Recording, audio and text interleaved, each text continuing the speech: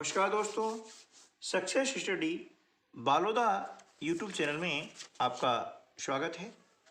आज हम कर रहे हैं परसेंटेज के कुछ और नए प्रश्न। तो चलिए सीख लेते हैं आज कुछ नया। प्रश्न है, यदि दूध के मूल्य में 20% की कमी एक व्यक्ति को 120 रुपये में 10 लीटर और दूध खरीदने की अनुमति देती है तो दूध का वास्तविक मूल्य क्या है। देखिए, हमने मान लिया है कि दूध का जो मूल्य है वह 100 रुपये है। कितना मान लिया हमने? 100 रुपये मान लिया है, ठीक है ना। अब 20% की कमी हुई है, किसमें? दूध के मूल्य में हुई है ना। तो 20% कमी हुई है, तो नई दर जो है दूध की वह क्या हो जाएगी? 100 का 80%, है ना। यानी 20 कम हो गया तो बचा गया 100 का 80%, यानी यह हो जाएगा 80 100/100। 0 से 0 कैंसिल किया, 4 है ना, 2 से 2 चौक 8 और 2 पंजे 10, यानी 4 100/5 रुपये। ये हो गई नई दर हो गई है ना। तो अब क्या है, देखिए कि 120 रुपये में अब नई दर से हम कितना दूध खरीद सकते हैं, है ना। नई दर क्या हो गई है? 4 100/5, है ना। और 120 में क्या करेंगे कि 4 100/5 से इसको डिवाइड करते हैं, है ना। तो क्या हो जाएगा? 120/1, इसका हो जाता है उलट गुणित 5/4x, ठीक है ना। 4 से डिवाइड करते हैं तो 30 बार होता है और 30 का 5 में गुणा करने पर हो जाता है 150/x। इतना दूध आता है। जबकि, है ना, पहले जो दूध है वह कितना आ रहा था पुराने मूल्य से? 120 में हम क्या करते हैं? 100 को डिवाइड करते हैं, है ना। ये इस प्रकार से 120 में से हमने 100 को डिवाइड किया, है ना, इतना दूध आता है। तो इसकी जो है वैल्यू कितनी है?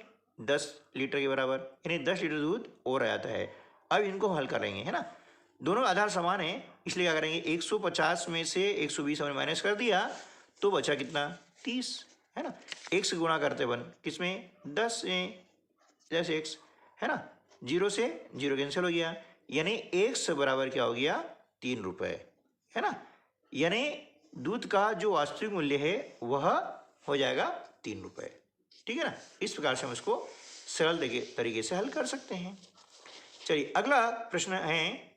ये प्रश्न बहुत ही महत्वपूर्ण है और आपकी व्यापम एसएससी परीक्षा में कई बार पूछा जा चुका है ना। इसलिए ये वीडियो अंत देखिए। इसमें जो प्रश्न हमने लिए गए हैं वे काफ़ी महत्वपूर्ण हैं और बार बार परीक्षाओं में पूछे जाते हैं।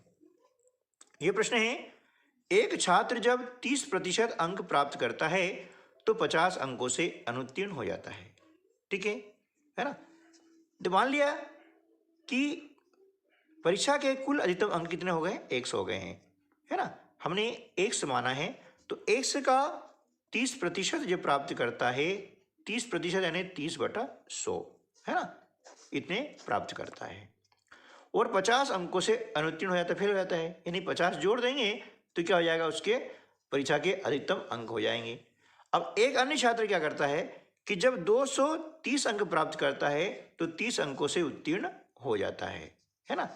तब परीक्षा के कुल अधिकतम अंक कितने होंगे? यानी हमको परीक्षा के कुल अधिकतम अंक ज्ञात करना है, जो हमने 100 मान लिया है ना। 100 का 30% यानी 30/100, इसमें 50 अंकों से फेल हो गया है, वो हमने जोड़ दिया है। तो ये जो योग किसके बराबर होगा? 230, है ना, -30, क्योंकि उत्तीर्ण हो जाता है इतना अंक से। अब उत्तीर्ण हो गया है तो उसमें माइनस कर दिया तो इसके अंक बराबर हो जाएंगे। 0 से 0 कैंसिल किया, ये हो जाता है 3x/10 धन 50, है ना। बटे कुछ नहीं, मतलब 1 है। अब 230 में से हम 30 माइनस करते हैं तो आ जाता है 200, ठीक है ना। अब इसको हल करेंगे तो क्या हो जाएगा? पक्षांतर हो जाएगा ये 3x/10 बराबर 150, क्योंकि 50 200 से माइनस हो जाएगा। अब हम देख रहे हैं यहाँ पर किसका इसमें गुणा करते हैं। 3 से इसको काट देंगे, 3 पंजे 15, 0 रहता है ना। और इसका गुणा कर देंगे, यानी 1 से बराबर हो जाएगा 50 में 10 का गुणा करने पर 500, है ना। तो ये जो है 500 हमारा उत्तर हो जाएगा, जो कि परीक्षा के कुल अधिकतम अंक होंगे। ठीक है ना।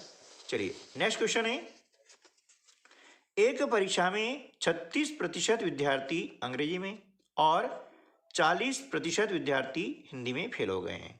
ठीक है ना। यदि दोनों विषयों में फेल विद्यार्थी 20% हैं तो पास हुए विद्यार्थियों का प्रतिशत क्या होगा।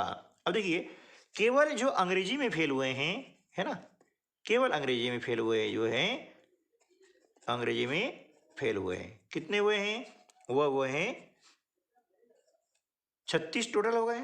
और दोनों विषयों में फेल होने वाले कितने हैं, 20% है ना। तो 20 हमने माइनस कर दिया, तो अंग्रेजी में फेल होने वाले बच्चे हो गए हैं 16।